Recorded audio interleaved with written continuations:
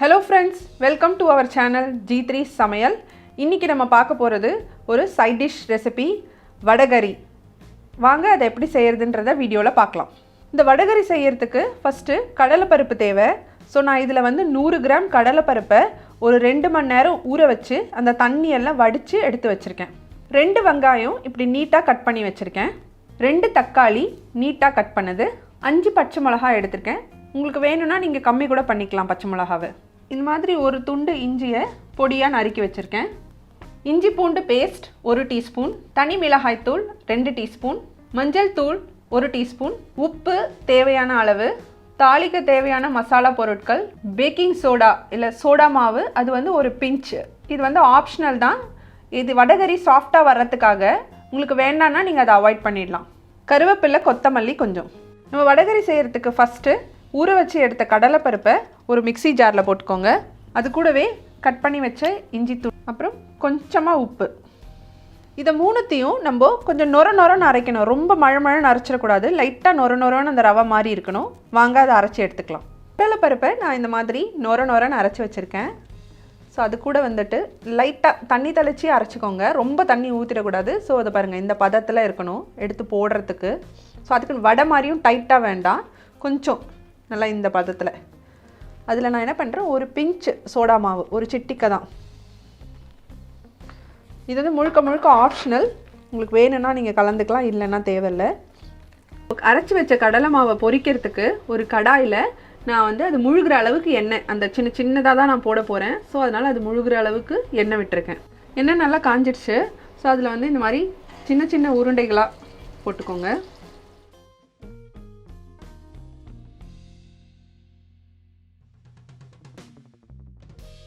இதை ரொம்ப நம்ம பகோடா மாதிரி வறுத்துறக்கூடாது. அது கொஞ்சம் அந்த சாஃப்டாக இருக்கும் போதே எடுத்துடணும் இதை.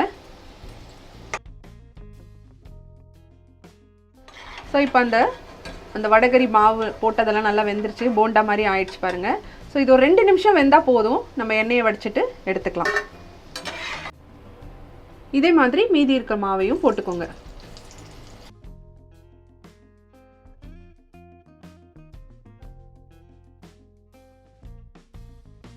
ஸோ நம்ம அரைச்சி எடுத்த மாவுலேருந்து இந்த மாதிரி குட்டி உருண்டைகளாக போட்டு பொரிச்சு எடுத்து வச்சுருக்கேன். ஸோ 1 கப் நம்ம பருப்பில் இத்தனை உருண்டை வந்திருக்கு. ஸோ இது ஒரு 4 பேர் தாராளமாக சாப்பிட்லாம் இந்த வடகரி. இப்போ பார்த்தீங்கன்னா இது பார்த்தீங்கன்னா நல்லா பொசன்னு சாஃப்டாக இருக்கும் பாருங்கள் உடைச்சா.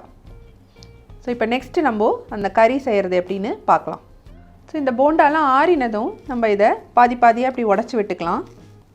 ஸோ நம்ம வடகரியில் போடும்போது நல்லா அந்த ஜூஸ், அந்த ஃப்ளேவர் வந்து உள்ளே இறங்கும். இல்லை அப்படியே வெந்தாலும் இது ஸ்மாஷ் ஆகிடும். பட் நம்மளுக்கு ஈஸியாக இருக்கும் இந்த மாதிரி உடச்சி போட்டுக்கிட்டோன்னா. வடகரி செய்யறதுக்கு நான் இந்த மாதிரி ஒரு பேனில் ஒரு 2 டீஸ்பூன் எண்ணெய் விட்டுக்கிறேன். எண்ணெய் காஞ்சதும் அதில் மசாலா ஐட்டம்ஸ் எல்லாம் சேர்த்துக்கலாம். மசாலா ஐட்டம் பொரிஞ்சோடனே அதில் வெங்காயத்தை சேர்த்துக்கோங்க. ஒரு பச்சை மிளகா சேர்த்து ஒரு 2 நிமிஷம் வதக்கிக்கோங்க. வெங்காயம் 2 நிமிஷம் வதங்கிடுச்சு. ஸோ இந்த ஸ்டேஜில் இஞ்சி பூண்டு விழுது அதோட சேர்த்துக்கோங்க. அதையும் ஒரு 1 நிமிஷம் வதக்கிக்கலாம். இஞ்சி பூண்டு வதங்கினதும் தக்காளி அதோட சேர்த்துக்கோங்க. அது கூடவே மஞ்சத்தூள், இந்த மசாலாக்கு தேவையான உப்பு. தக்காளி போட்டதும் அது ஒரு 3 நிமிஷம் வதங்கட்டும்.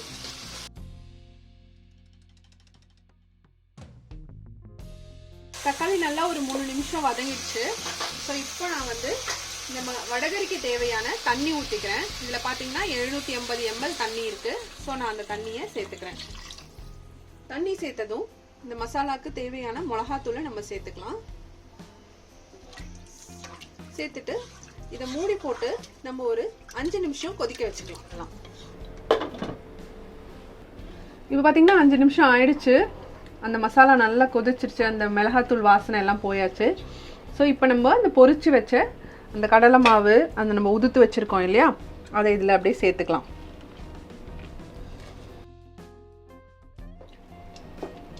சேர்த்துட்டு இதை சிம் பண்ணி ஒரு 5 நிமிஷம் நம்ம மூடி வச்சுக்கலாம். அப்போ தான் ஒரு 5 நிமிஷத்தில் அந்த உருண்டெல்லாம் அந்த மசாலாவோட நல்லா ஊறி அது வந்து கலந்துரும்.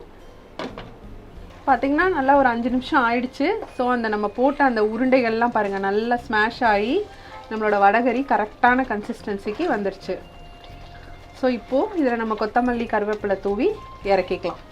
ஸோ நம்ம கொத்தமல்லி கருவேப்பிலை எல்லாம் போட்டாச்சு. இந்த ஸ்டேஜில் நம்ம இதை இறக்கிக்கலாம். நம்மளோட சுவையான வடகரி ரெடி ஆயிடுச்சு. இது பார்த்திங்கன்னா எல்லா சவுத் இண்டியன் பிரேக்ஃபாஸ்ட் ஐட்டமுக்கும் இது நல்ல சைட் டிஷ்ஷாக போகும். மெயினாக வந்து இட்லி, ஆப்பம், பூரி மூணுத்துக்கும் இது நல்ல சைட் டிஷ் காம்பினேஷனாக. இந்த டிஷ்ஷை நீங்களும் ட்ரை பண்ணி பார்த்துட்டு உங்களோட கமெண்ட்ஸையும் ஃபீட்பேக்கையும் எங்களுக்கு சொல்லுங்கள். இந்த டிஷ் பிடிச்சிருந்தா லைக் பண்ணுங்கள், ஷேர் பண்ணுங்கள். எங்கள் சேனலை சப்ஸ்கிரைப் பண்ணாதவங்க சப்ஸ்கிரைப் பண்ணுங்கள். பக்கத்தில் இருக்க பெல் பட்டனையும் ப்ரெஸ் பண்ணிக்கோங்க. அப்போ தான் நாங்கள் போடுற வீடியோஸ்லாம் உங்களுக்கு உடனே நோட்டிஃபிகேஷனாக வரும். Thank you very much friends.